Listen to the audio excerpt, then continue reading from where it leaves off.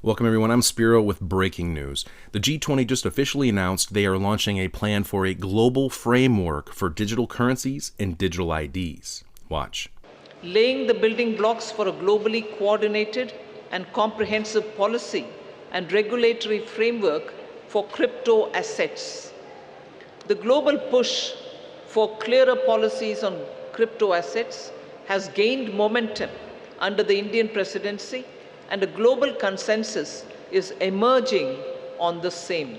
The presidency will support the IMF and the FSB, and FSB is also setting the contours of the regulatory framework for a globally coordinated approach to crypto assets. So the presidency, with the support of IMF and the FSB, is setting these contours. The IMF and FSB synthesis paper, about which I've spoken to the media earlier, including a roadmap. On that, I just want to give my observation. This synthesis paper delves into how the policy and regulatory frameworks developed by the IMF and the FSB, alongside the other standard-setting bodies, will fit together and interact with each other. This paper is now available in the public domain for all of you all to see. Now, crypto was initially portrayed as a way to decouple from the central banks and to provide a layer of anonymity, just like using cash, right? But that's not what this is at all. In fact, it's quite the opposite. This is about the rollout of central bank digital currencies, or CBDCs. Now, the central banks have been working on this for quite a long time, and they have been partnering with governments and private corporations to usher this in. It kind of sounds like fascism, right? But what does it mean? Well, we've already witnessed how the central banks have been using a debt-based system to essentially enslave entire nations, and soon they'll have the ability to monitor, regulate, and tax you into submission in every way imaginable. And before you know it, you'll be eating bugs and driving electric cars.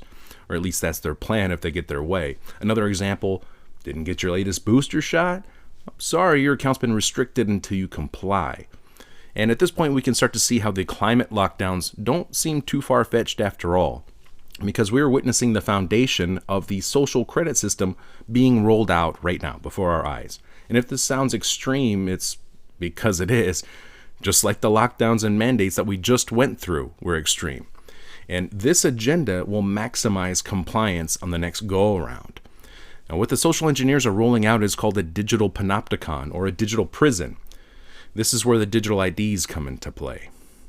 The third one, which I'd like to draw your attention to, is the financial inclusion and productivity gains through digital public infrastructure. India, as you all are aware, through the India Stack, became the first country to develop all three foundational DPIs: the digital identity, the real-time fast payment, and a platform to safely share personal data without compromising privacy. So embedded this concept in the G20 financial inclusion agenda by formulating G20 policy recommendations for advancing financial inclusion and productivity gains through digital public infrastructure. The fact they're announcing it now means they're about ready to roll it out. And once we go down this road, I'm not sure we can come back. The G20 announcement also coincides with what I believe Elon Musk has planned for X, as they have recently announced they've obtained approval for payments, including cryptocurrencies, and will begin to collect users' biometric data and other personal information this month. Kind of sounds like compliance with the global digital ID agenda that was just announced at the G20, but that's just my opinion, right? Maybe, maybe not. I hate to say it, folks, but it looks like the conspiracy theorists were right again.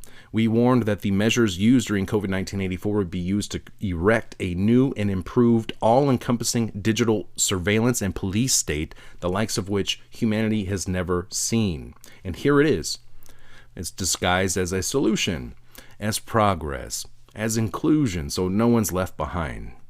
Because at the end of the day, we will all be slaves under this new system of control.